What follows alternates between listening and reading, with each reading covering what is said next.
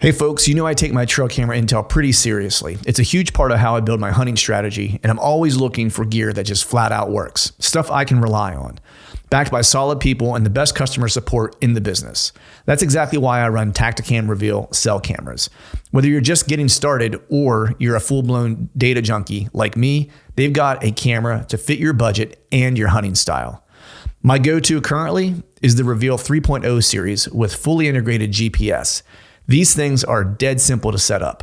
Less fiddling, more scouting and hunting. And they run on most major service providers and will automatically connect you to the strongest signal in your area. So no more hiking to the top of a ridge just to realize you've got the wrong service provider. Been there, not fun. Here's the kicker. You don't even need an SD card. That means fewer trips in, less pressure on your spots, and more real-time intel sent straight to your phone. And if you pair it with a Reveal solar panel or a lithium cartridge, you can keep those cameras running longer and spend more time doing what actually matters. Scouting new ground, dialing in a setup, or maybe, just maybe, finally cleaning the garage like you told your wife you would before the season started. Don't just take my word for it. Check out Tactacam Reveal at tactacam.com. Tactacam. Everything you need to take your hunting to the next level. Stay more comfortable, more concealed, and in the stand longer with Oscio gear. Premium camouflage apparel created for bow hunters by bow hunters. Oscio's revolutionary patented camo patterns and innovative features are designed to keep whitetail bow hunters totally invisible and dead quiet. Elevate your game with Oscio. Visit asiogear.com and take 20% off your purchase with code TRUTH20.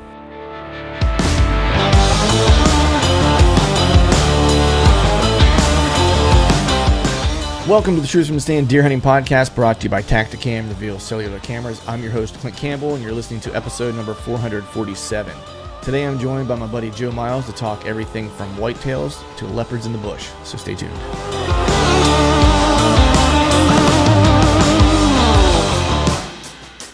All right. What is up, everyone? Happy Wednesday to you. Hope you're doing well. Hope you are feeling fine. I'm a little jet lagged as I record this. Was stuck in the airport for I don't even know how many hours it was waiting to try to get out. There was a bunch of storms that were moving through. It was on a work trip, and I think I spent like 9 hours in Chicago O'Hare Airport. But nonetheless, ended up getting home safe and sound. So can all be stoked for that. With that, we're just going to go ahead and jump into today's show. I do have one quick announcement to make for you guys. I have a new little mini series that's going to be coming out. I'm going to start launching this on July 10th, I think is the first episode. So if you've listened to this podcast for any length of time, you guys know that I, use a fair amount of trail cameras.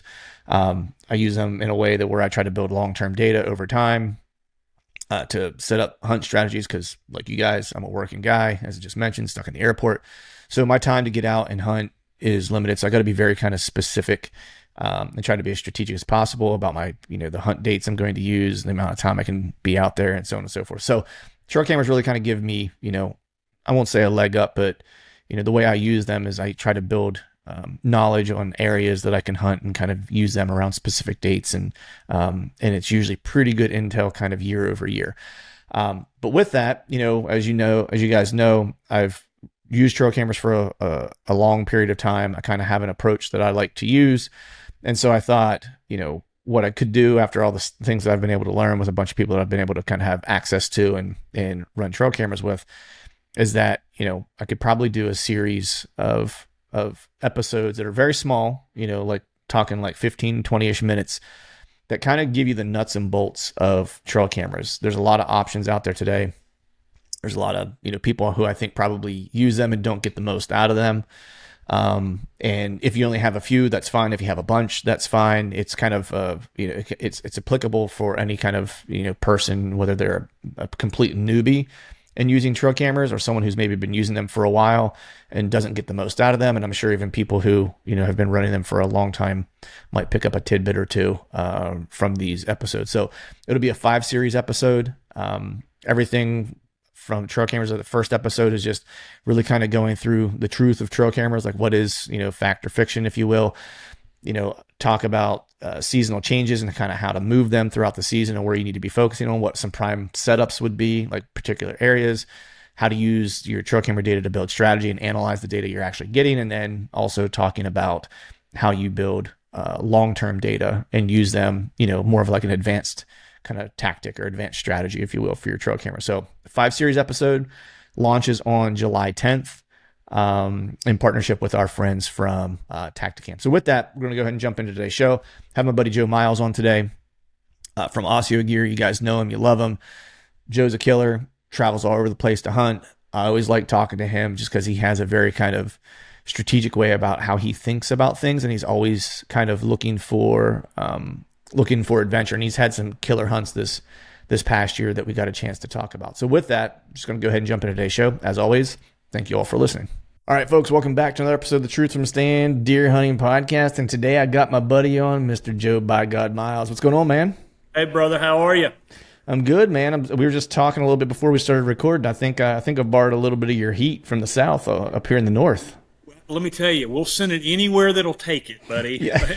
we got some triple digits today and coming up the rest of the week. So it has gotten into the dog days for us, and we see no relief until late October. So yeah, enjoy it, my friend. Misery loves company. Yeah, I'm trying to send it back if I can. I left those. I tried to leave those temperatures behind when I left Florida. I was hoping they wouldn't follow me, but no dice. But yeah, man, you guys.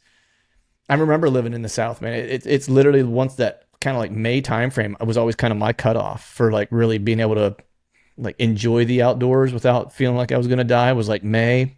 And then you could kind of go back out and be comfortable again in October, Yeah, that's it. Yeah. The June to October and even Halloween sometimes, man, it stinks. And, people talk about July being bad, man. Mid-September is awful.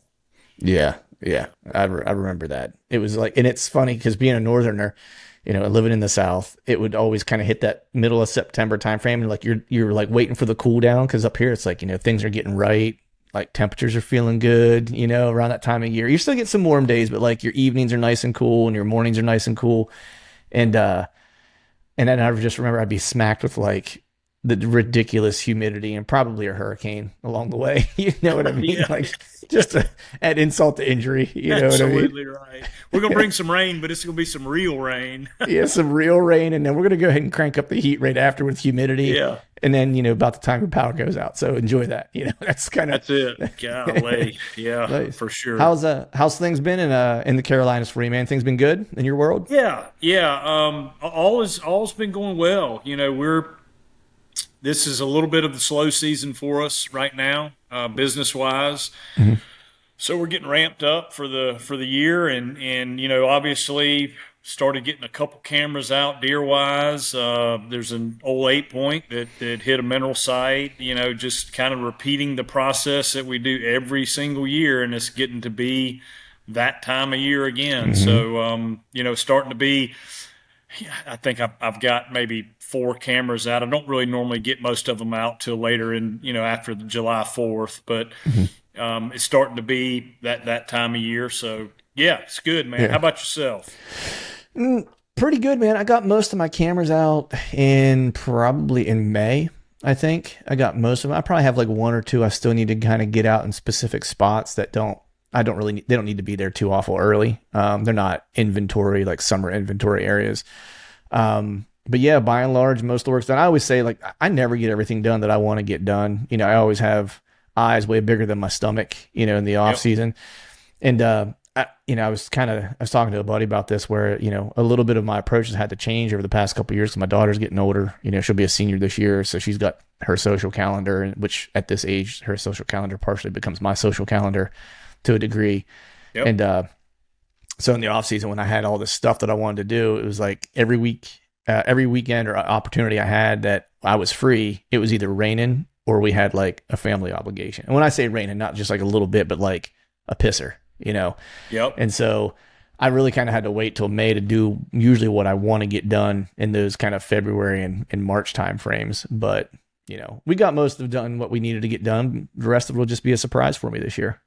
Perfect. That's right. There's nothing wrong with that. We you and I obviously follow the social media and podcast circuit pretty hard, and we Mhm. see kind of this trend to going back, to more of surprise hunting and hunting kind of old school woodsmanship ways, and welcome it, man. I Yeah. still get cameras out, but just because I like it, but you know. When I get out to Kansas and some of in Ohio this year, I'm some areas I may have a clue, and other areas I'm not going to have a clue, and that's certainly all right. Yeah. Yeah. It's there's it's a double-edged sword for me because I like to know because I want to just know I'm in the and probably similar to you. I want to just know I'm in the right area, and if I have history with a place or whatever, I don't necessarily need to know. I love seeing the pictures though or the videos, but there is something just about going in and not knowing what might pop out, especially if you're in the right area, like in a good area, and you're like, hey man, I know there's some good deer here, who knows Yeah, what could come out, or come yeah. by. Um, that's exciting, man. That's actually how I killed like the last two bucks I killed. That was exactly how I didn't know either of them existed. They just put a hunt Yeah, on just old school hunting. I still, we were talking about this. I got back from Africa hunting that leopard, and it was a specific animal that we were going after, and I still like that. I still like Mhm. knowing, like that deer in the swamp that I've hunted for the last 2 years and haven't killed him. I'm gonna put cameras out because I want to know if he's still alive because I want to hunt that deer, and Mhm. I still really personally enjoy chasing a particular animal. Mhm. But it I get both sides of it, Yeah. 100%. I mean, I guess really the point is that the big technology advances, right? How far technology has come, and not let that creep in and get in the way, and using that as a crutch to doing things kind of the old school hunting way. Yeah. I think what you said there is like the most important part of it is that, I don't behoove anybody, the opportunity to use technology or whatever they have access to, especially as, you know, jobs and time, and work become more and more demanding. A lot of people like me, I work from home and stuff like that, but which is nice. But there's also this blending or blurring, if you will, of work and not being at work at the same time, right? And that sometimes work will eat into that free time because you're not just leaving an office. It's like I'm sitting in my office in my house, and so Yeah. can I stay an extra 30 minutes or 45 minutes and do something or get on a call? It's like, sure it could, but during hunting season, it's like that starts to creep in, right? And so, yeah, so, for that aspect of it, I do like the technology aspect of it, whether it's cell cameras or whatever, to where I can kind of keep an eye on what's happening. And not even so much like, I'm curious your opinion on this because I started kind of using and thinking about cell cameras a little bit differently. Where, yeah, I love getting pictures of deer or good bucks or whatever, and especially during the summer when it's velvet season, I'm just kind of inventorying what's going on, right? But I almost feel like I start using cell cameras in season more like a less about what deer are showing up per se on a particular camera, and more so watching how things are changing to tell me whether or not I need to go look at something. So I'll give you an example.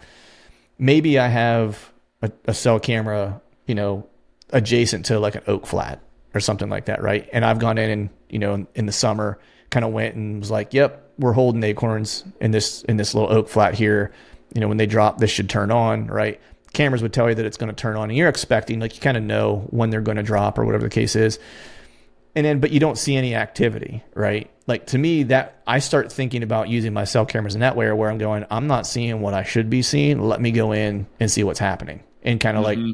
and I start to use it almost as a way to sharpen my woodsmanship and kind of allow it to help me pose the questions of why, or it brings me the why questions, and I have to go actually figure out the why, right? Sure. And that's kind of more so how I've started using them, because I felt like it started making me a better hunter, because it was just kind of giving me the why questions as opposed to me having to be there to be like, well, why isn't this happening? Because otherwise you have to hunt every day to get Yep. those, right? You got to be there every day, and I just can't be. And so I started using them to kind of give me the questions I need to kind of go put boots on the ground and answer, if that makes sense. No, it makes 100% clear sense. Yep. Yeah. I think from a personal standpoint, I use them a lot really early, Mhm. just to find out again if the deer is there, and then early season, it's it's all about food or to food. And then come rut time, I'm a funnel guy. You know, I'm a Hmm. disciple of Bobby, who you've had on, and Hmm. he's such a wealth of knowledge and such a Yeah. funny, entertaining guy. But so yeah, I'll have a couple cameras and some funnels here and there just to see when the deer kind of start using them. You know, we get a good idea, but then I'll get into one where I know there's a big deer that I'm after, and then that'll be kind of rot time. But I don't really use them to like make moves other Yeah. than, all right, deer are starting to use this area, or a mature buck, whether it's the one I'm after or not after, has come through this particular area, and then for me, it's that just kind of triggers the move Right. in. Yeah, I just need to, yeah, similarly, it's like I just need to see the proof of life to a degree that, like, hey, the area that I want to be in, it's starting to happen. Now I just got to, be there whenever the time's right. And I think that's the mistake people make with using cameras. If you're hunting based off of cameras, you're always going to be a day behind. Like, you're going to be a day late and a dollar short all the time because you're hunting based off of what has happened, not what's going to happen. Right? Yes, and man, the stress, golly, and I have certainly been there. Is the stress of camera, camera, camera, camera, camera, camera, camera. Oh yeah. Picture, picture, picture. Good gosh, yeah, you can Yeah. drive yourself batty. Oh yeah, yeah, yeah, and I've been there too, where it's you're checking cameras and you're hunting, based off of what you're seeing, and you're driving yourself crazy because like nothing's breaking your way, and then you start thinking it's like, well, should I have checked that camera? Did he cut my ground scent? You know what I mean? Like all those things where if you just go, hey, I know there's deer here, the cameras have told me they're starting to use this area, and then you start thinking about, well, how are the deer going to use the area, right? And Yeah. what things are stacking for me in the forecast or whatever the case is, right? That put odds in my favor. Then just look at it that way and say, when would he be there based on those things, and then just be there, right? I'm not saying it works out every time. They beat us No, more no, than we no, heck win, no. right? Yeah, But yeah, they beat us a lot more than we beat them. No doubt about it. right. So, man, I know you've spent a fair. I mean, I know you're good friends with Bobby, and you guys have a Yep. great relationship and stuff. And I'm just curious. I've had him on before. And like you mentioned, I've had a chance to talk to him. Just wealth of knowledge and just a really really interesting guy. I'm curious, like, you've known him for a while. I'm curious, what is like things about him that you know, that you've picked up from him that maybe you wouldn't have otherwise if you didn't spend the amount of time that you spend with him. Yeah, that's Bobby does not.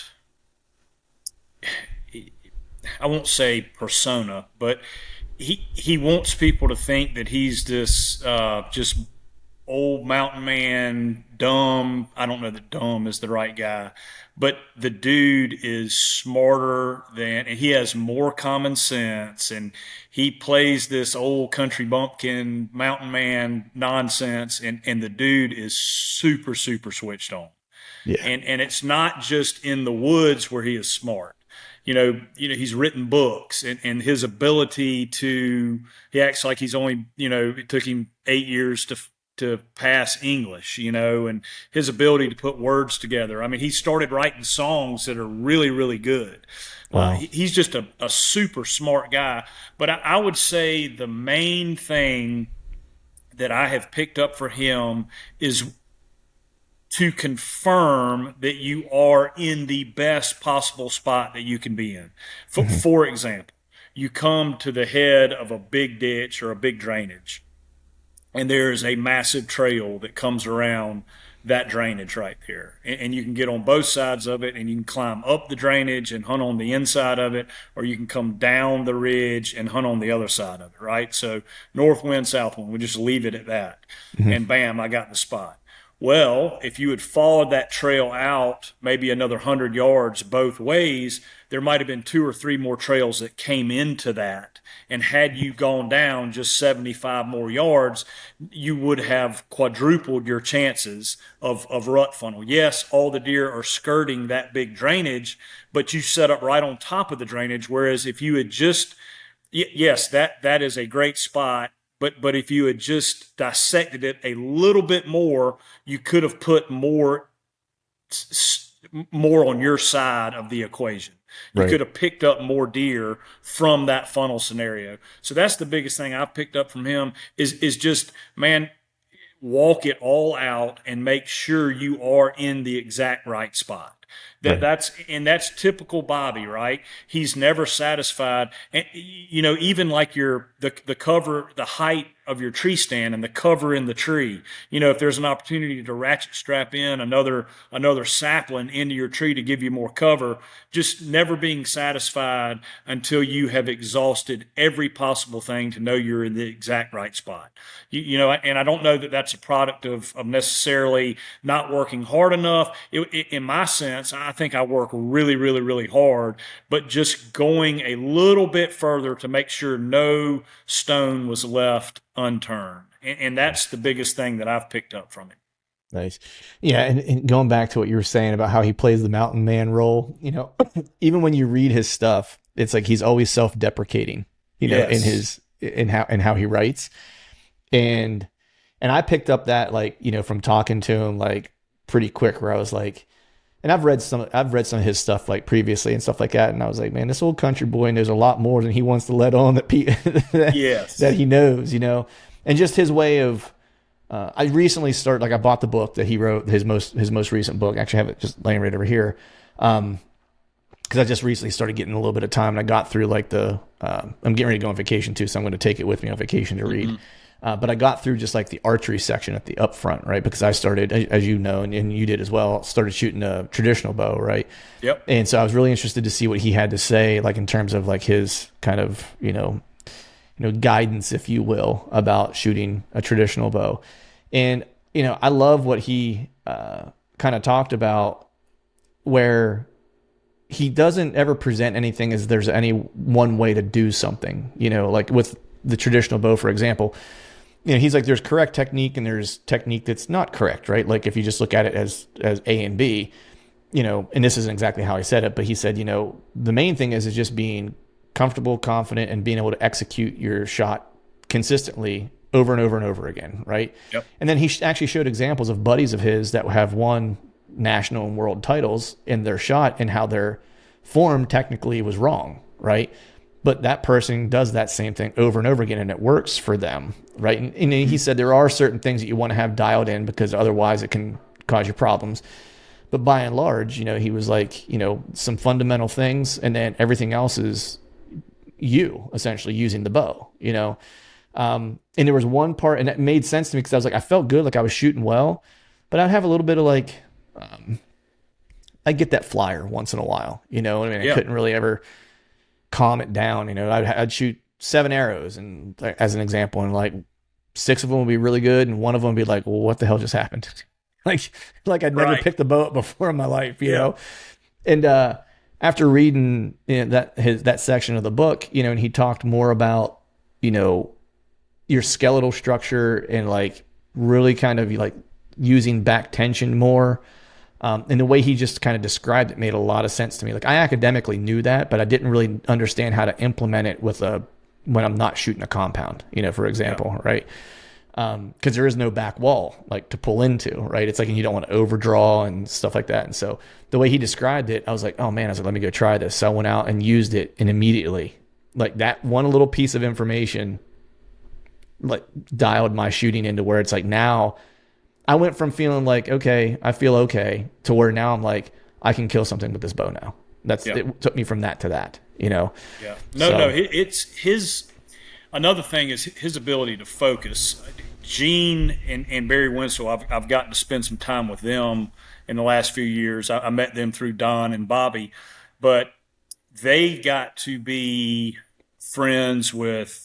I always get the name wrong. Jack Nicklaus, the golfer, isn't that right? mhm. Not Yes. Nicholson, but Yeah. Nicholas. Jack Yes. Nicklaus, the Masters guy, and apparently they were flying with him, Gene and Barry, to Africa on his plane, and he was reading a newspaper, and Barry or Gene was sitting right across from him in a seat, and was like, Jack, Jack, Jack. And his son, Jack's son, was on the flight as well, going on the hunt, and said, no, no, no, you have to actually go and shake him or touch him. He is concentrating on reading that paper, and you cannot verbally break his concentration. He was the greatest, arguably the greatest golfer of all time. In the game of golf, your concentration obviously has to be unbelievable. And I found that pretty fascinating. And then when I was running down my traditional shooting, I would go and actually shoot with Bobby. And we'd be laughing and cutting up, and I have a tendency to continue that on. And buddy, when he got ready to shoot his bow, it was the same. I mean, it went from happy go lucky, funny, grab ass into bam, lightning athlete focused. Like Mm. you could not get in and rattle him. And he would outshoot most of the guys in the archery shop with his recurve.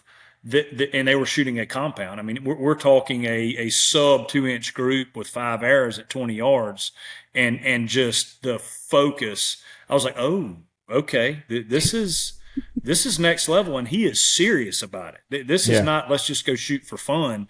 I mean, everything, like the way I was approaching the line, he was correcting me. Like I never shot in any kind of tournament format or Right. where you set up or where you put your arrows. I mean, I've shot in archery ranges, but man, I got an old sloppy range in the back of my shop that works great for me in my compound.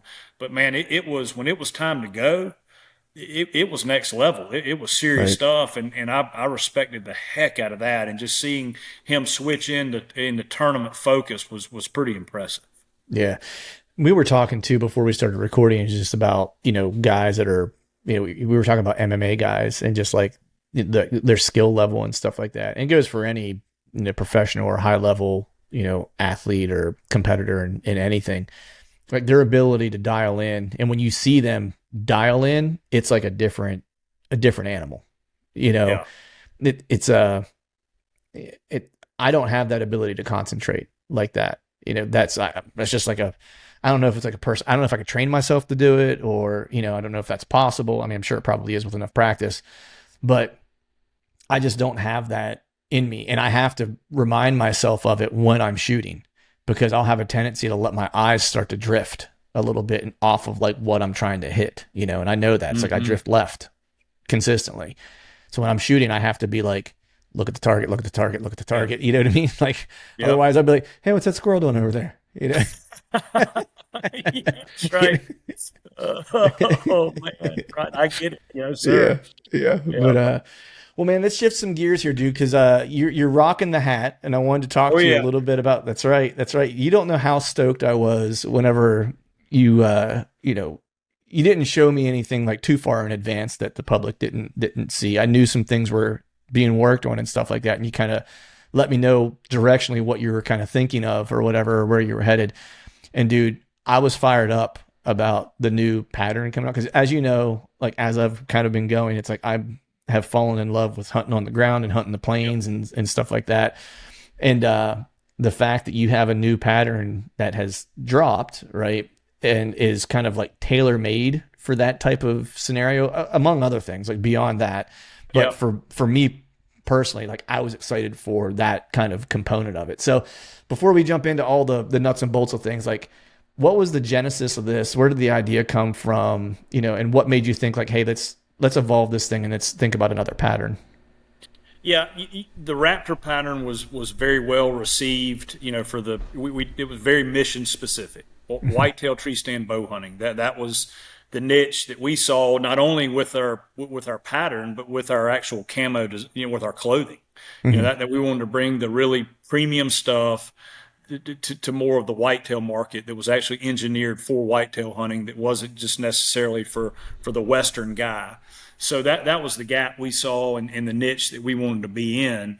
And we're going into our 6th year, and we're getting more and more guys using Osseo, and more guys saying, hey, I don't just hunt in tree stands. I'm more of a guy that does some spot and stalk, some brush blind stuff. I go on an elk hunt once a year. I go on a mule deer or out west or whatever it may be. And I've, very fortunate growing up. My dad was a big hunter, so I have been in that predator prey relationship from a very very young age. Spent a ton of time over in Africa with a pretty intense predator prey relationship over there, and just watching these apex predators really from an early age, and especially in Africa and other parts of North America when I was guiding. It just made a whole lot of sense to have a pattern that complemented our Raptor pattern and was developed off of camouflage that has actually legitimately worked for the ambush predator for thousands of years. This isn't some man-made lab-produced camo pattern it's over-engineered by man. We just went with the natural approach, and these ambush predators, the mountain lion, the bobcat, the wolf, the coyote, these things make their living. They literally live or die by their ability to hunt and their ability to ambush prey, right? So that's what we did. We took all the coloring, we took all the shadowing, all the depth, the color patterns of these natural ambush ground predators and put that into our camouflage pattern. And we actually ran two rabbits, and I hope I'm not outing my marketing team right now because I know they're working on some video of how we created this. We went two different routes. We went very, very modern. We said, okay, let's see what this is all about. These big macro patterns that have got all the shapes and coloring of what the lab says the deer sees and doesn't see. Let's run that rabbit, and then let's also run the old school legitimate ambush predator pattern. Get the guy that helped us develop the Raptor pattern to develop this pattern. Let's run that rabbit too. And we did both of them, and it was about a year process to get them all done. And we brought in the final product of each and put them up on our walls. And dude, it was a no brainer.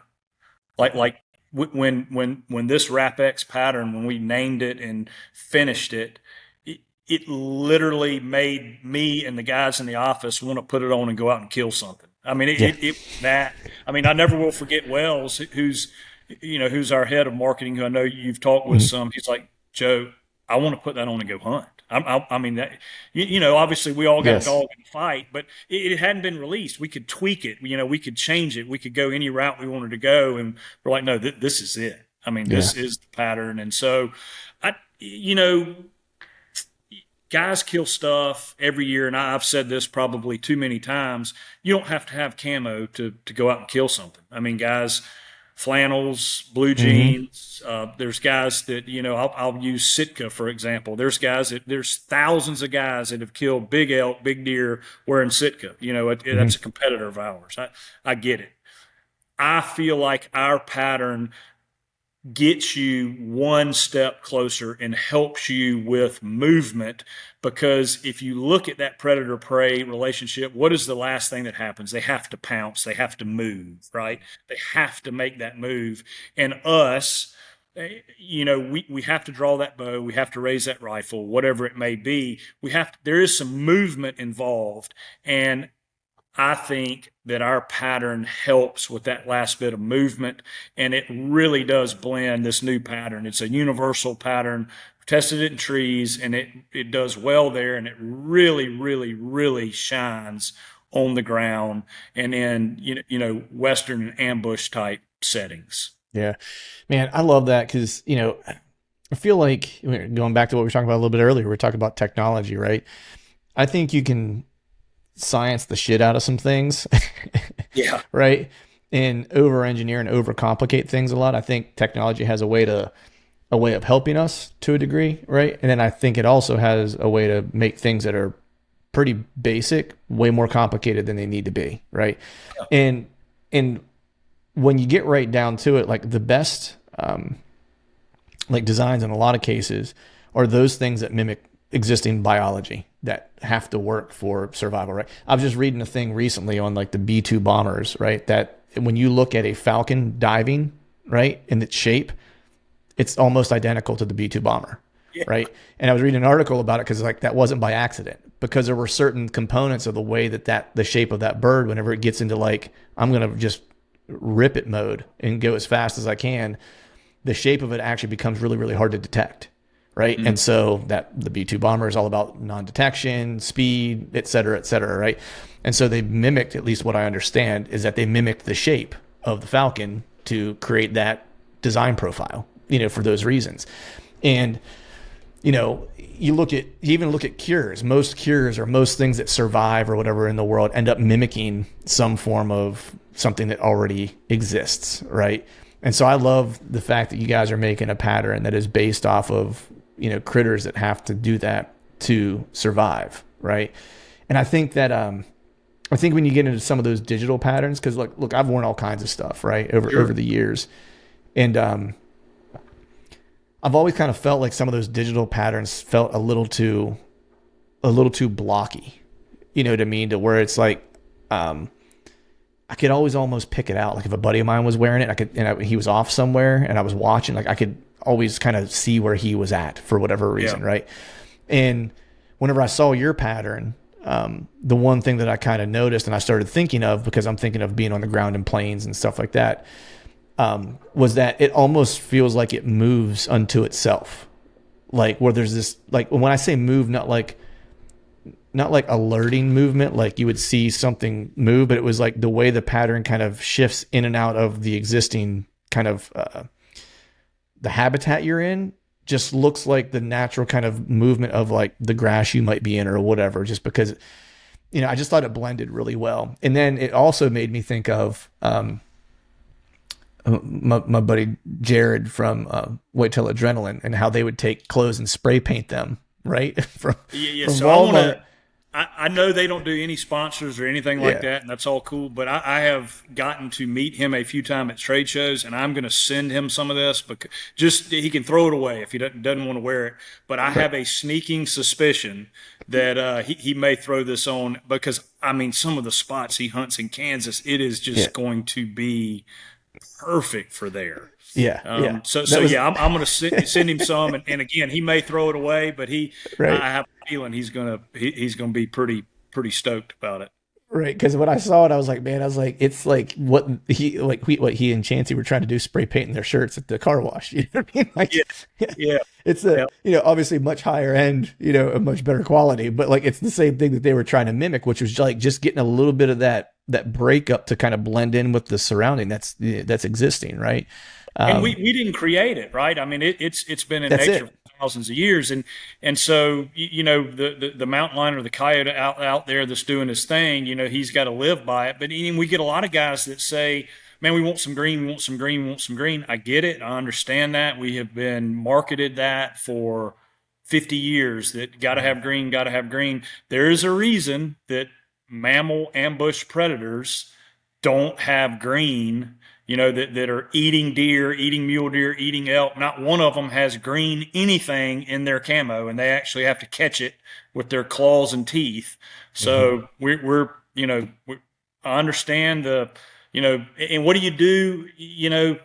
What do you do in November when there is no green, right? Well, that's just it, right? I mean, they don't change colors. These animals don't change colors. They hunt in July, they hunt in April, they hunt in January. They're not changing colors, and so you got this big green outfit on, and then you're going to roll out there in damn January at the end of the season, or November when there's no leaves. I mean, I don't get it. I mean, I'm not trying to be like Bobby. I am a dumb country boy, so I don't fully understand. That math ain't mathing for me. Right. Yeah, no, I get it. It doesn't math for me either. Like, because that was the thing that I always kind of thought of was, by the time I'm really hunting, especially like, if you're hunting where I hunt in that Big Woods piece, further north, the leaves drop pretty early in that area, right? Where I live locally, the leaves will hold just a little bit longer because I'm further south. And when I say longer, it's it's not making it till November or anything like that. But you get some foliage days in October. But man, you get a hard windstorm and a good cold front that comes in early October in that north piece. Man, leaves are coming off. And there ain't going to be a whole lot of green around, very quickly. And so I kind of always thought about that too, where I was like, man, you're hunting, you're like, man, I don't see a stitch of green anywhere, dude. Like, I am literally the only green thing. Yes, you are the only green thing. That's right. Nice, man. So all that stuff is on the site now, right? Like, when's that all shipping and stuff like that? Yeah, so everything will be in towards the end of July. We've we've done pretty good with the tariffs. They hadn't beat us up. We haven't had to change our prices. We're absorbing most of that, working with a manufacturing partner. So all good there. Stuff will be in towards the end of July, very first of August. That's when we plan on shipping everything. We've got a couple pieces that are going to be a little bit later than that, Hmm. but the 95% of everything will be in then. We've got our pre-order going on now for the new pattern. And then we do have some stuff in the Raptor pattern, our original pattern, that are in stock, and all that shipping now. We Okay, do. cool. I did get some of our early season tops in the new pattern aired in. They'll be here probably this week or next week. Hmm. And obviously we'll get you some of that. We've got an early Hmm. season hoodie and some of the performance shirts in the new pattern. Get some of that sent up to you so you can check it out and see what you think. But I think you're gonna be pretty fired up when you get it and you get it out in the actual hunting world. Yeah, dude, I'm already fired up. I was just talking to our mutual friend Chad. We were chatting because he was I was texting with him the other night. He was like, "Hey, I'm going to get ready to go out and glass some deer," and I was like, "Oh man, I should go out and do some glass." I mean, it's still a little early, right, to really see Yep. anything that's of note, But I was like, "Yeah, it sounds like a good idea." And then I was like, "Man, I go out and start glassing now." I was like, "It's too early for me to get this fired up." I was like, "I gotta settle," you know. Yes. I was like, "Because Yeah. once that starts happening, then it's like the brakes fall off. I got a lot of work to do. Like my work schedule is super busy during the summer where I'm traveling a lot for work, and this is like my prime time for work, which is basically now till like end of August roughly. I'm like, I just need to settle, get through that. I was like, once I get toward the end of August, then I can start letting loose a little bit. Yes. Let myself That's go. right. That's good. Absolutely right. Nice. Yep. So are you gonna have pretty much every SKU that you had in the We Raptor are. pattern in that Rap X? Yeah. Yep. Everything in the Wrap X. And we got boots coming, and they're a non-insulated rubber boot, really really comfortable, and we had them made to our specs, so they're we call them our Whitetail Pro boot, and don't have a ton of them. It was kind of a test product for us this year to see how guys liked them, but Hmm. we've got them in the Wrap X and the Raptor. We got those coming in, and yeah, everything again. 95% of the stuff will be in end of July before a lot of guys are even thinking about hunting, and then we'll have the pre-orders going on right now. Nice. So, man, like you said, 6 years, Osseo Gear's been rolling, and you now have developed two different patterns. You got your second one that's just come out. What is the most like obvious lesson or a lesson to you that sticks out that you've learned like during your time, developing Osseo Gear, developing patterns and stuff like that?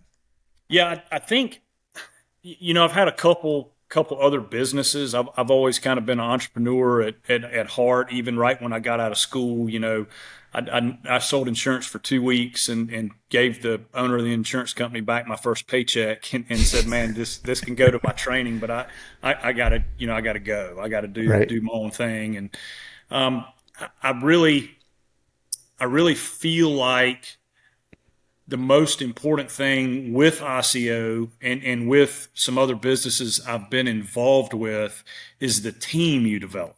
Mm. And maybe that's said a million times, but it never really registered to me because I've been in a point where I've had below average teams and some toxic stuff and how fast that can mess up a business. And I am so dadgum fortunate right now to have an all-star team. They're young, really young guys, but we got so lucky. And from our warehouse guys to marketing guys to our COO, everybody is in the boat rowing in the exact right direction. So that's been the biggest thing from a company standpoint is the team, Hmm. developing the team, and then also the guys out in the field representing the brand.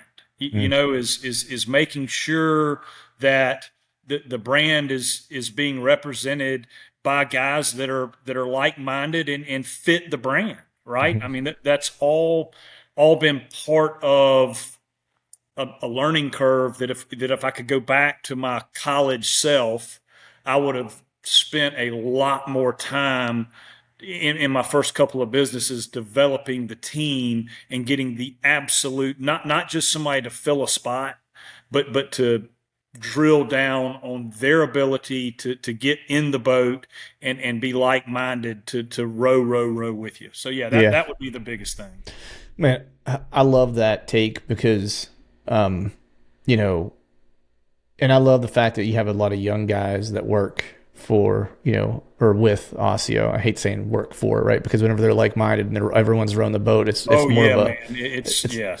it's a come together, right? It's not a for me, it's a with me kind of scenario.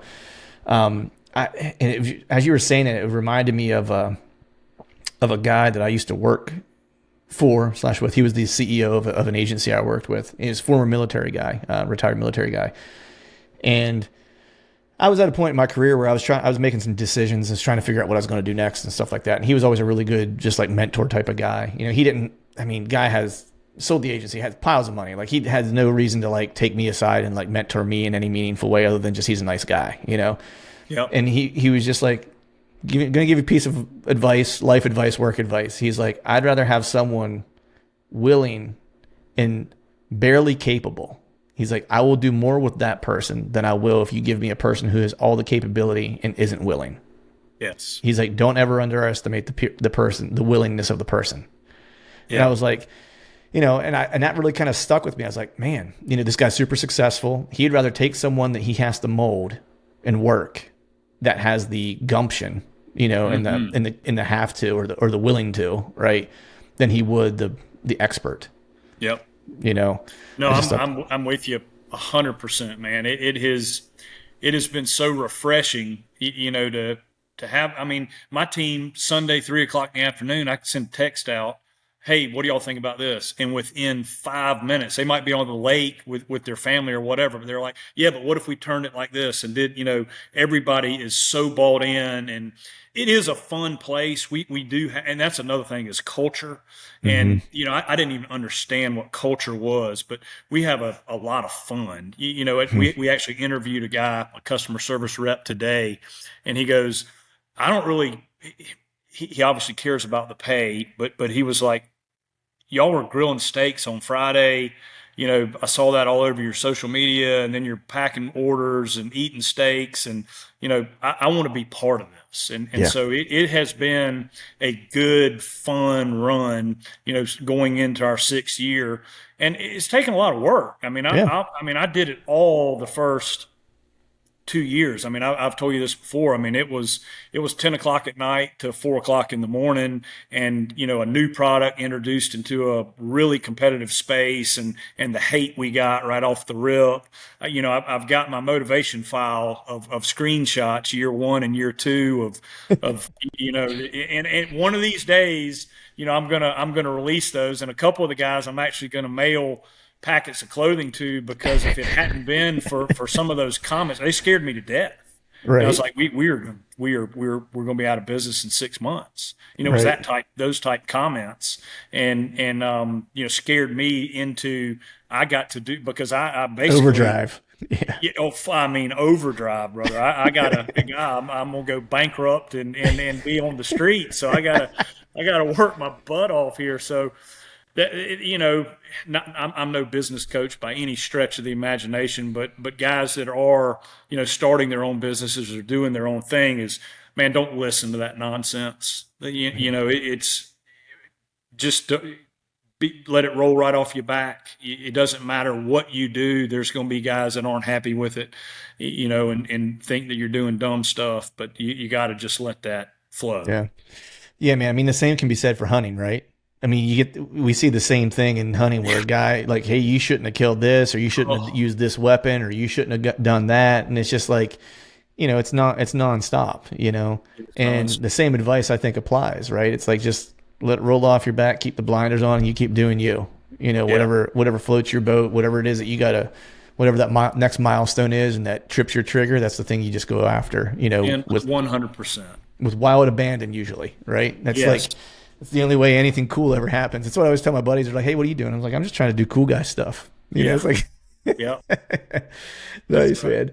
So that's launching. How was your year last year, man? I know it was kind of funky, man. I had on another buddy of mine was from the South, and like he was actually in the uh shoot, he was in that kind of Tennessee, Carolina area that got just hammered with flooding, like just Mhm. destroyed everything, and so the hunting was kind of wonky in that area. So I'm curious. I know whenever all that stuff happened, I shot you some texts just to see how you're doing and stuff like that. And you sent me some pictures of like some of the places you were hunting, dude. It's Yeah. like Yeah, the canoe, woodchucks are swimming by the cameras. Yeah, yeah, yeah, yeah, yeah. yeah. It So was how did, rough. yeah, It hurt us. did it? Hopefully the deer's still alive, but got an older deer. He'll be 6 this year, which is so hard in South Carolina to get a buck to that age. And it was just really hard to hunt him, and because we had that massive flood that changed everything. And then on the property I hunted, they did a whole bunch of timber clearing Hmm. in November, and that changed up a bunch of stuff. So it was a tough year in South Carolina, and I really, I didn't get drawn in Kansas. So I did own a little small farm out there that I hunted, but the deer, there was a decent deer on there early, but he was gone. I hunted him for a while, and I really didn't get going until really December, and then had some good luck in Texas and Mexico towards the Hmm. end of the year. But yeah, the first half of the season for me was tough. Yeah, man. I want to ask you how's the experience is hunting Mexico, because I've had a couple different people like reach out and say, hey, you should hunt Mexico. And actually, it was a couple different places that were like, hey, why don't you come hunt Mexico? We'd like to have you come stay with us or whatever, and just Yeah. check it out or whatever. And I've always kind of been interested, but I've never traveled out of the country to hunt anywhere. Hmm. Like the furthest I've traveled, like I've been to Alaska and stuff like that, but I've Yeah. never done like a out of country hunt. It's awesome. It's just a continuation of the brush country. That golden triangle Mhm. of Texas. It folds right down across the river into Mexico, and that whole brush country hunting is a whole different animal than what you and I grew up doing, and what we really think is, or what I think is very rewarding hunting. There, it's a lot of fun because you see a ton of deer. There's a lot of feed involved. There's senderos, and so it's not a real complicated hunt, if you will. There's not a huge strategy there, but it's a lot of fun. You see a ton of deer, and I enjoy it. Mhm. It's almost, I won't say it's a vacation from the grind, but it almost is. Mhm. I know that if I've got that trip, I fly into Laredo, Texas. They pick you up there, go across the border, then it's about a 45-minute drive. It's a 30,000 acre ranch with a really nice lodge. They've got a cook. Mhm. It's pampering. I'll call it quote unquote luxury hunting. I mean, and then Right. there's 60 different blinds on the place, and you've got pictures and video of different bucks, and it's a lot of fun, and it's almost something that I look forward to as like a reward for having to go through that South Carolina or Midwest, or Right. whatever it is grind that we go through, and we hit that harsh weather, and it's day after day, getting up early, and sitting all day and freezing and starving and going through all that, and then you go down there and it's 65 degrees or maybe 50 in the mornings, getting up to 70 during the day, and coming back to this fancy lodge in the middle of the day and having a gourmet meal and taking a siesta, and a couple margaritas with quesadillas around the fire at night. I mean, heck, who doesn't like that? And then on top of Right. that, it's big free range whitetail that you get to hunt, and so I love it. And Nice. it's after the rut, so it's December, even in the January time frame. So yeah, I encourage everybody to get down in that brush country that enjoys whitetail. Completely different animal. It's a completely different style of hunting. But I enjoy that, man. I enjoy seeing different parts of the country, how different people. Johnny Stewart. I talk to him a lot, and they do a lot of tracking in the snow up in PA. And Mm-hmm. and I'm looking forward to one of these days getting up there in deer camp with he and Bo, and getting on some deer tracks. Whether I even take a gun or not, I don't really care. Right. Just to go and experience that, because it's a different style of hunting, and it looks like a heck of a lot of fun. And we Yeah. can't forget that. We love hunting, and we love the challenge, and we love pushing ourselves. But at the end of the day, there's got to be a fun factor, and I enjoy that. Right. Yeah, man. It sounds like I need to get down. to that area at some point and do a little like that, like a hunting vacation just sounds freaking awesome, dude. Yep. Like, especially that time of year, it's cold. I could totally dig on. Come on, man! Around December 5th, I'll be ready to go. Come on and go with me. All right, man. I might hold you to that. I could do a little getaway for that, man. But so what do you have coming up for this year? Like, so you're trying to kill that deer in the Carolinas. He's about 6.5, I think you said, right? If he's still alive. And what's on your docket beyond that? Yep. So Alberta, I'm going up there. Oh, and that's going to be great. Is that a mule deer or whitetails? Whitetail. Whitetails. I'm going to go way up north near the Peace River.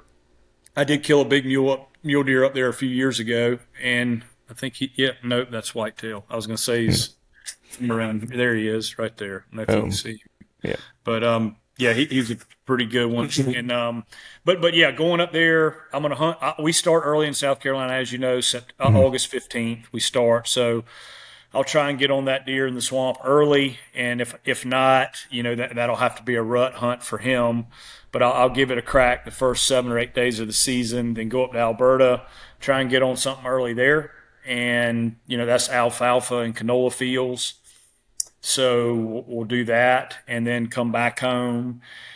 And then I did get drawn in Kansas this year. So the place that I killed the Trax bucks a few years ago has got a Big Ten with a flyer on it that hopefully made it through, or I know he made it through the hunting season, but whether he's still alive or not, I don't know. So already got kind of an idea there. Have an opportunity for some permission ground in Ohio that I can hunt. And so rut will be, or the November rut will be Ohio, Kansas, heavily fixated on Kansas. And then, then December will be brush country. If I get invited back to that place in Texas where I went last year, I'll definitely go back down there and do that hunt again, and then go back into Mexico. So that's nice. Kind of my schedule. So it'll be a full one. Nice, man. So the big question is it a compound or recurve this year? I did the recurve last year, buddy, and I wish you all the best with that that piece of machinery. I wish you all the best. Yeah. And Bobby told me, he said, when we first started hanging out and doing stuff 3 or 4 years ago, 8-time world champion, and I've told you this 15 different times, and your listeners are probably tired of hearing it. He said, I asked him, I was like, how many deer have you killed with your recurve, blah, blah, blah. And he's like, well, I don't hunt with it. And I'm like, what do you mean you don't hunt with it? He goes, oh yeah, I've killed some deer over the years with it. He said, yeah, I'm not a good enough shot. And I'm like, what are you talking about? And I'm, of course, bullheaded. And I was like, no, that's not. He's joking with me. And then, I gave it a full, solid, hard year. I shot a lot, got lots of lessons, got really proficient with it. Tried to, the reason and I'm sure you're the same way, when I post the picture of my gym or picture of me shooting, it's not necessarily to brag or to say, hey, I'm working, hey, Macho Man is working out or Macho Man is shooting his bow. It's to keep myself accountable. Yeah. Right. It's to make me, if I don't make my morning gym post, for me, it's like, all right, hey, I personally did this. It's to make myself accountable for doing that. And so I did that with the recurve to hold myself accountable. I'm going to try to make a social media post of shooting the recurve every day. Okay. So I've said I'm going to do that. So dadgummit, I need to do it to hold myself accountable.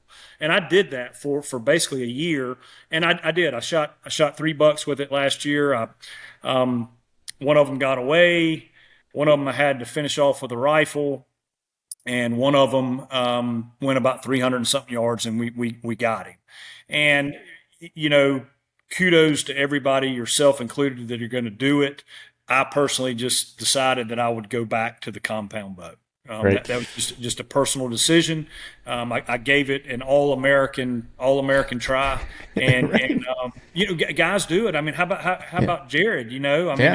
gosh, that guy shoots a samurai bow or whatever it is he shoots, and shoots it from his hip, and he's incredible with it. And there's lots of guys, the Wenzel brothers, they kill a lot of deer, and hats off, boys. I'm impressed. Yeah, yeah. It's I'm gonna give it a go this year. Like I'm all in. Like it's what's going to Kansas with me. Like it's make or break. I'm just hoping I don't. And you can't think like this. I'll not think like this when it gets closer. But like it's the Kansas move is gonna be interesting. Like because Chad actually even asked me, because he and I are going together. We both drew this year, so he said, he's like, are you going to take the compound? He's like, is it going to be in the truck? And I said, I think my answer to him was, I think I'm going to take it along. I was like, only because I was like, if we're there and it's in the forecast, it's like, I'm going to get a week of like 30 to 40 mile per hour winds. I was like, I don't want to, with my longbows, like at that point, I basically got to be on top of them. It's like, I don't have any shot other than a 5-yard shot at that point. Sure. I was like, so if we're going to get a bunch of days where the weather just isn't going to be very cooperative or whatever, it's like, I might break it out just so I'm not wasting days. I was like, but if it's only like 2 days or whatever, I was like, then I'll just glass those days and then plan to be on the ground trying to kill something that, once the weather breaks or once the wind breaks or whatever, it gets a little bit calmer or whatever. I was like, the plan is to just use the longbow. I was like, that's, yep. And then in the back of my mind, I'm like, you shouldn't even take it. I was like, because what'll happen. I'll be like, the first day, I'll be like, oh man, I see that big one over there, and it'll be like, he's too big. I'm going to take the compound, Yep. Yeah. I'll convince myself. I think it's a different mindset, and you can wrap your brain around that mindset. And I think a lot of it is the transition from rifle to compound, right? I mean, it took my son forever. I got addicted to the compound really early, but my son, it's taken him forever to switch over to the bow. But now he won't go back to the rifle. He only wants to shoot his bow. And, for me, I couldn't get over, I don't know, this is going to probably sound wrong, but I worked so hard to get on these bigger deer. I just don't want to make a mistake, right? I just don't want to. And guys will, your traditional listeners right now will say, then why aren't you hunting with a rifle? Why are you hunting with a compound? Because that rifle's going to give you a way more of a chance. It's just a personal thing. Yeah. In my head is that I don't know. I don't want to wound stuff, and I feel like and again, I'm a absolute novice when it comes to traditional, and I know a lot of guys are super lethal with them, but personally, I can see myself wounding more stuff with it, and I do not really personally want to do that. But that's part of the challenge, right? Is being disciplined enough not to take some wild shot. And I don't know that I personally have enough discipline, especially on these big deer, that if I get a slight quartering to or whatever it is. And so that's the whole magic and art and reward for hunting with that bow, is when you do accomplish something and you do kill a buck, a deer, period, with that type of equipment. I mean, the reward is out of this world. I mean, when I walked up on that buck I shot, and I had him, and I've got a stick, in my hand that with no wheels, no nothing. I mean, it was rewarding. I was like, holy moly, I did it. Right. It was pretty awesome. Right.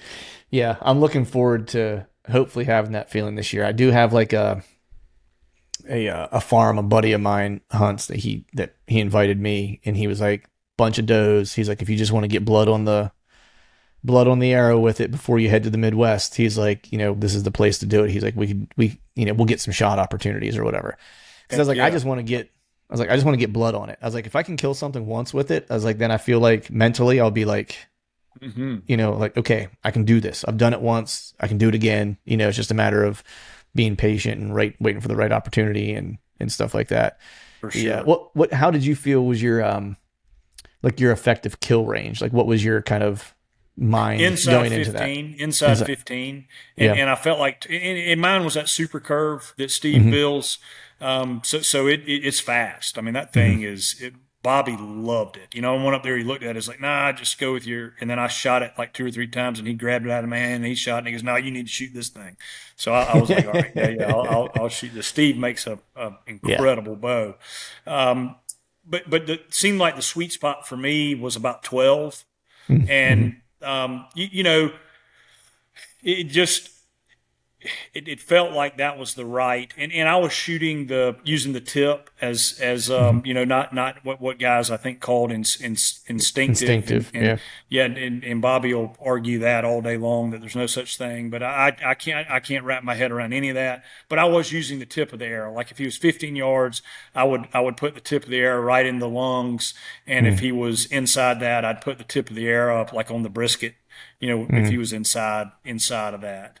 It was Right. just it was the reaction to the shot is what fouled me up. Like the one I missed, I mean the I shot like a foot in front of him, and when I let the arrow go, it was perfect, but the deer reacted. It Mm-hmm. jumped, and I was shooting out of a blind, so it was a little bit louder, and they were a little keyed up coming in anyway.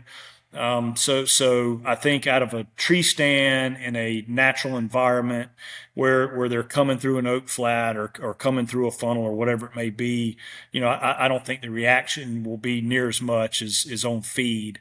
So, yeah, man. I mean, have I completely given it up? No. I think the bug will bite me again, and I'll start doing it some more. But for right now, I'm back into the old compound. Right. Nice. Yeah, we'll see how my journey pans out here. It's gonna be it'll be an interesting season.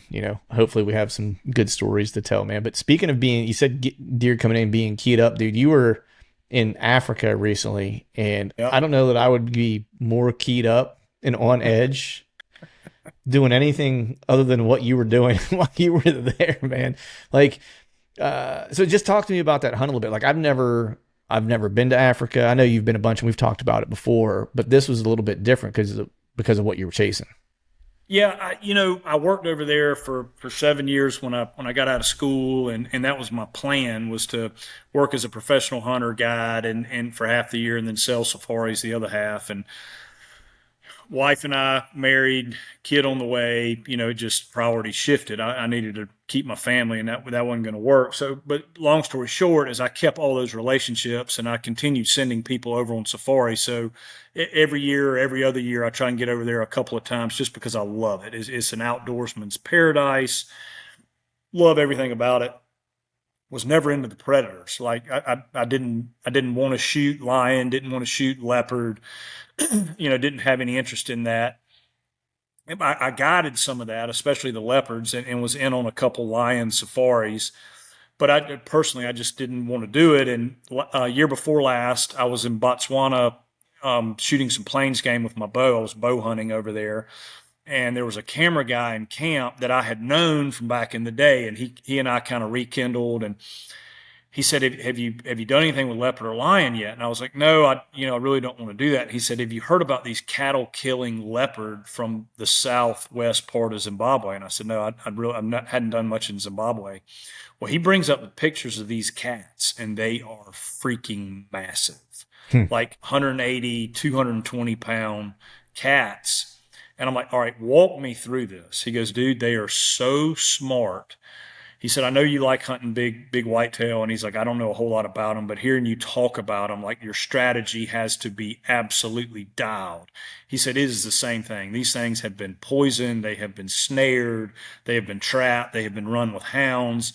This area of Zimbabwe is cattle country. There's not a lot of wildlife in there, but these big leopards get in there and they get old and they kill cows. That's what they do. That's how they make their living is killing cows. And a big male leopard will kill 10 to 15 cows a year, Hmm. and they get massive and they've got big genetics. And I was like, all right, I'm in. I want to try it.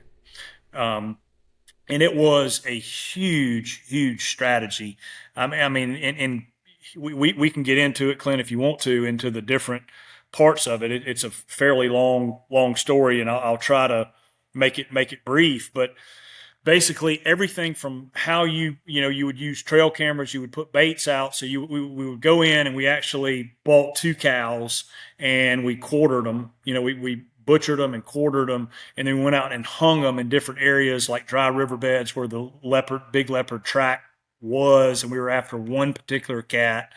And any little mistake you made, it was the old Murphy's Law would come back and bite you in the butt. Like 3 days in, we were going around checking the baits. In the mornings, you would wake up and you would take the Land Cruiser out and you would go check your bait sites. And, maybe a female leopard had hit one or a young male. Well, we get to one and his track's there and the bait's gone. And we were like, oh my God, if we can find where he drug this bait, and put it up, that'll be a slam dunk. We'll pull the trail camera out, and a hyena had come in and had ripped the bait down and had left with the bait. And then after that happened later in the night, this big leopard came in and saw that, and he wandered off. Well, we had hung the bait too low. So it was an avoidable mistake. It was controllable, but we hadn't paid close enough attention. The bait was too low. And what I mean by that is the hyena was able to get up to the bait and actually get enough power on it to rip it out of the tree, haul it off. If we had hung it 6 inches higher, only the leopard wouldn't have been able to feed on it. So mistake number one. And a couple other mistakes we made, like positioning of the camera. He saw a red glow of the camera flash, and it was on video. Pulled the camera, and sure enough, he's on the bait. All right, we got him. This is awesome. And then you look, and he sits down, and he looks over at the camera, and you could tell he's assessing it just like a big whitetail would do. And he backed up, and he was out of there, and he was gone for 6 days. And we had to go to completely reset everything. But long story short, we did 14 days in a row in a blind from 4:30 in the afternoon to 7:30 in the morning. And when it gets dark over there, there's no internet. So I would read a book until it got dark, and then it was just a matter of trying to sleep. And we did that for 14 days straight. And then that thing happened with the camera, and we reset everything. And then we actually got very, very lucky, and he started feeding again in a different area. And we ended up getting him on day 19. I shot him on day 19 of the hunt, and I never will forget, man, when he was on the bait. What you do is you set up like a kill spot that's a blind that has the rifle already in. I was rifle hunting, already in like a tripod set up, ready to go.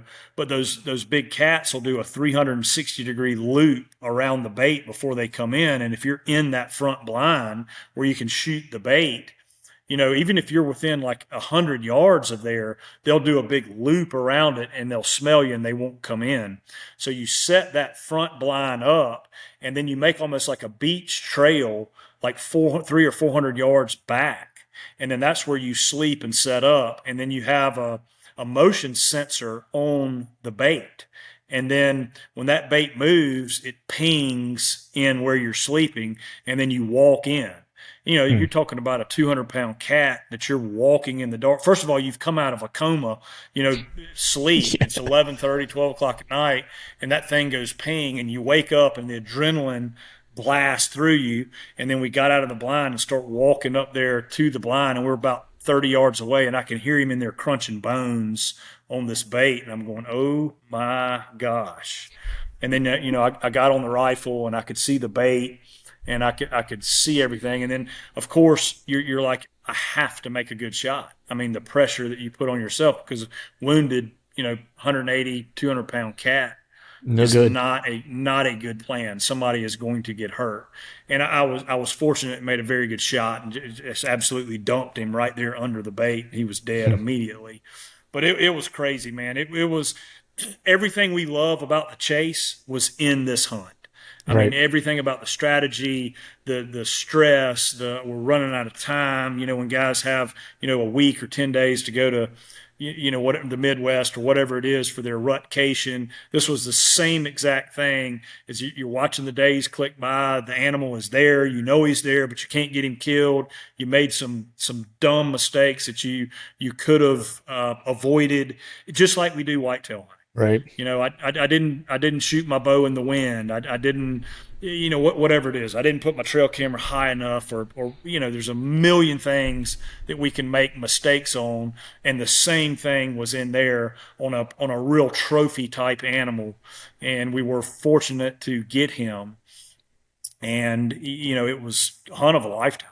Dude, that's crazy, man. How was like the adrenaline had been crazy. Like walking in the dark up on a big cat is kind of bananas. Yeah, it was. And I never will forget it. I mean, I could hear him chomping bones and ripping meat, and, just thinking, dude, I have got to make a perfect shot here. And that was just over and over and over and over in my head is shot, shot, shot, shot, shot. That's crazy, man. So did you see any snakes? That's always my question when you go over there. I know, and I love sending you that stuff. And dude, it drives me crazy. Yeah, I know. And what happens is your algorithm, like on these social media platforms, if you forward a picture like that, I don't send you half of the ones I get because it's just constant. I don't want to bug you, but no, did not see any snakes. It really is cattle country. I saw probably 4 or 5 herds of impala, 1 herd of zebra, some baboons, and that was it. Normally when you go on safari, you're seeing elephants and zebra and warthogs and all the antelope and Cape buffalo, and you're hearing the lions at night, and it's none of that. It's just cattle country, and we were focused on one animal, and but no snakes. But there are there's a lot of these rock outcroppings. They call them copies or copies, and there are some mamas that live up in those things. But luckily, we did not see any of those. Yeah. So the backstory for people that are listening is when Joe was in Africa the last time, as a good friend would do, I sent him a screenshot of like the 15 deadly snakes that were in the area that he was hunting. Yeah, thank you very much. As a reminder. And then he sent me a picture back of one of them that was in his blind. So yeah, puff adder. A puff adder had just come out of the blind, and we were walking into the blind, and the trackers pointed him out and walked by him like it was nothing. And that's a super, super venomous snake. That's don't pass go. Like you ain't getting to a medical attention before that one does. Bad news if they bite you. And I said, I appreciate it. Here's one right here. Yeah. Awesome, man. Well, dude, I'm going to let you get going, buddy. I've held you here just about an hour hostage. I want to make sure you have some time to grab some dinner, see the family this evening. But I appreciate you coming on. Always good catching up with you. I look forward to seeing you one of these days here because I know for the Harrisburg show, I was actually out of town, out of the country actually for work, so I didn't get to swing by and see you all during that session. But before you go, let people know where they can find out more about the new stuff that has dropped that's already dropped, and they can pre-order, and let folks know where they can find out all the stuff that's going on social. Yeah, man, absolutely. I appreciate that opportunity. And it's ASIO Gear, ASIOgear.com. And then Joe Miles Hunting is Instagram and Facebook. And, man, love to talk hunting, love to talk Africa, anything guys want to talk about. I try to stay on there and as active as I possibly can. And we appreciate all the support, all the guys out there that's running the stuff. We appreciate it more than you know. Awesome, buddy. I appreciate you, man. Yeah, thank you, brother. All right, folks, that is a wrap for today's show. I'd like to thank all of you for listening. And if you haven't yet, please head over to iTunes and leave us a 5-star rating. And be sure to subscribe to the podcast. And hell, while you're at it, head over to YouTube and give us a sub there, too. I'd be super appreciative if you do those couple things for me. And before I shut this thing down, I need to give a big shout out to our partners who continue to help us make this podcast possible. Tacticam, ASIO Gear, Hawk Optics, Face Off E-Bikes, and Lathrop & Sons Boot Company. And until next time, we'll see y'all.